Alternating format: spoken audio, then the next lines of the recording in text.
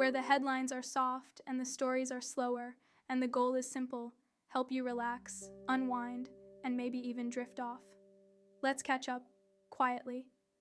Once upon a time, in a place where models were meant to smile, behave, and blend in, one woman walked in, lit a cigarette, and made sure no one would ever forget her name. This is The Soft Scoop, your bedtime dose of culture. And tonight, we're talking about Grace Jones, the model, the musician, the muse, the movement, a woman who didn't just break the mold, she sculpted a new one, stared it down, and wore it like armor. Grace Jones was born in Jamaica in 1948 and raised in upstate New York. Her childhood was strict, shaped by a deeply religious, disciplinarian step-grandfather. But even from a young age, Grace was different. Rebellious, wild in the best way. She once said, "I spent years trying to get over my childhood, and then I realized it was my fuel."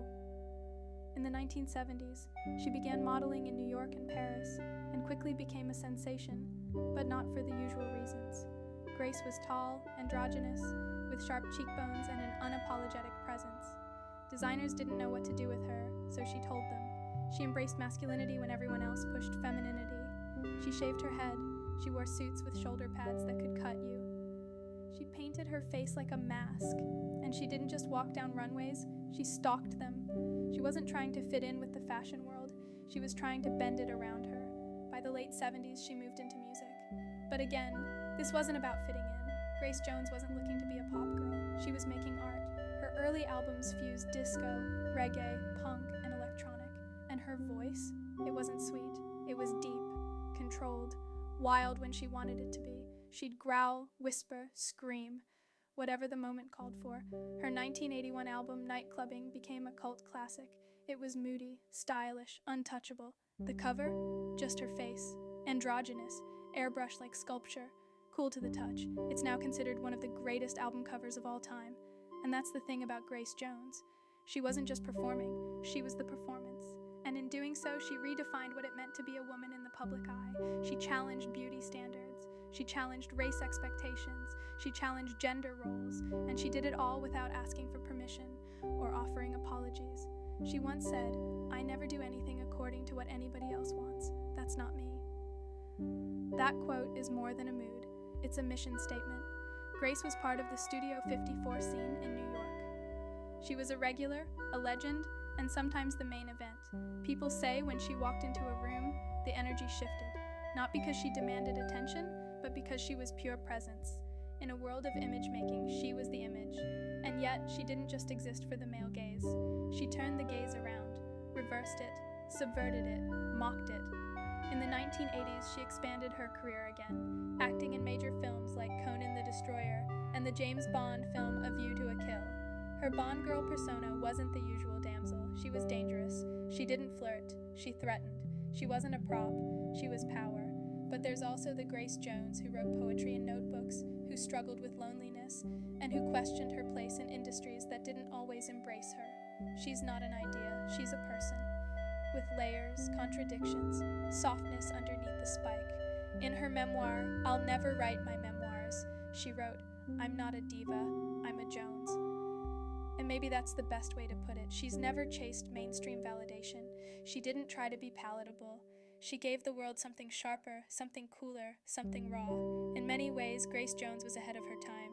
She was gender fluid before the term was popular. She played with power before it was fashionable.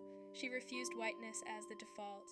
She made art for herself and let the world catch up. And over time, it did. You can see her impact in Rihanna's unapologetic fashion moments, in Janelle Monáe's suits and persona play, in Lady Gaga's early shock performances, in the presence of any woman who dares to be loud, sharp, and beautifully unbothered by approval. There's also something grounding about Grace's independence. She didn't build a brand, she built a life. She wasn't chasing constant relevance, she created moments, and when those moments passed, she didn't panic, she simply created the next one.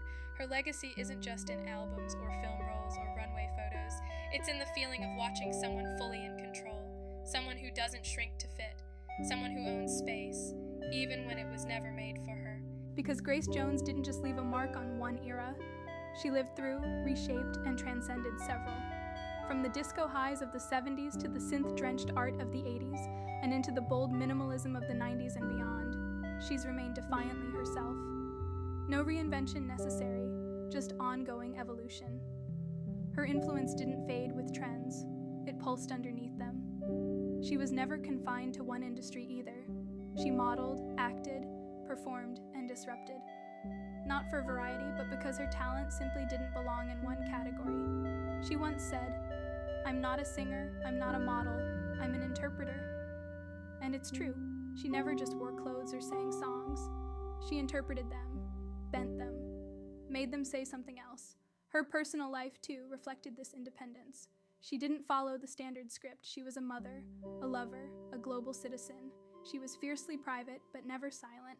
She wasn't afraid to take up space as a Black woman, as a creative, as someone who knew her worth long before the rest of the world caught up. She never begged to be seen. She knew she would be, eventually, and maybe that's what makes her legacy so lasting. Grace Jones didn't strive to be timeless. She simply was. She made it possible for the rest of us to see power not in perfection, but in presence, in being unafraid to contradict, to confront, to play, and to perform life on your own terms. There are moments that have become part of her mythology, like the time she hosted the 1998 Brit Awards and performed live while hula hooping for an entire song, without missing a beat, or her appearance on British television in the 80s, where mid-interview, she slapped the host who interrupted her one too many times. Both moments were unscripted, outrageous, and instantly legendary, because with Grace, the line between performance and protest was always beautifully blurred. Then there's her partnership with Jean-Paul Goude, the French artist who photographed and styled many of her most famous looks.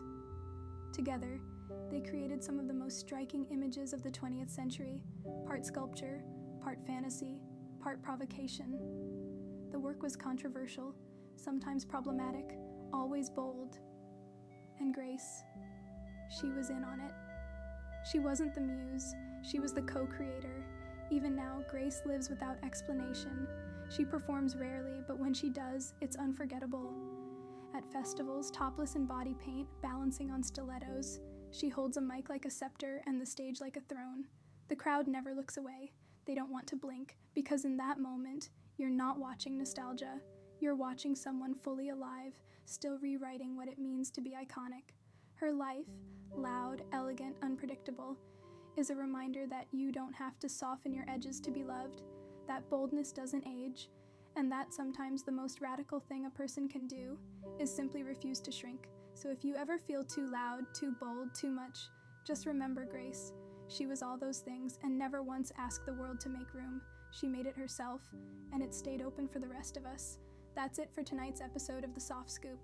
Whether you love Grace Jones or just discovering her, or simply needed a reminder that boldness can be soft too, we hope this helped you wind down.